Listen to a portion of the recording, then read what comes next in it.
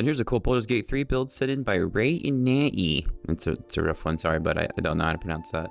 He asked me for a really fun one. I love Final Fantasy to pieces, and I plan on making builds for each classes, especially after this one. This is the Red Mage, and by far, probably the most fun classes I've ever played, and I immediately started an entire run after I filmed this. We use our sorcerer abilities in the response of black magic, and we use paladin abilities in response to our white magic. The flare and sword plague all comes from Bard. We use our sorcerer points to twin things like hold person, and then with slashing flourish, divine crit both people at the same time. All three of our class tips all use charisma as our modifier, and thankfully, the best charisma hat happens to fit the fit perfect. That's 6 levels Bard swords, and we're going to make sure we take the dueling fighting style on the way up, taking Oath of the Ancients so we can heal, and we have 4 levels of Draconic Sorcerer.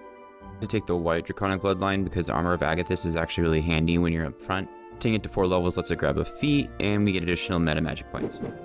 Hands down, the Duellist Prerogative is 100% the best sword for this build. That and the Birthright hat, they just perfectly match. All pair beautifully with the potent robes. I'll have it in the bio on where you can find these items. They're absolutely fantastic. You should get them as soon as you start Act 3. There's a ring called the Ring of Arcane Synergy. Now you can get this in the Creche. What this does is it lets you add your charisma modifier, or whatever modifier, that you use on a cantrip to your damage after you use said cantrip. It pairs awesomely, just twin spell, vicious mockery on a few people and then go in for an attack.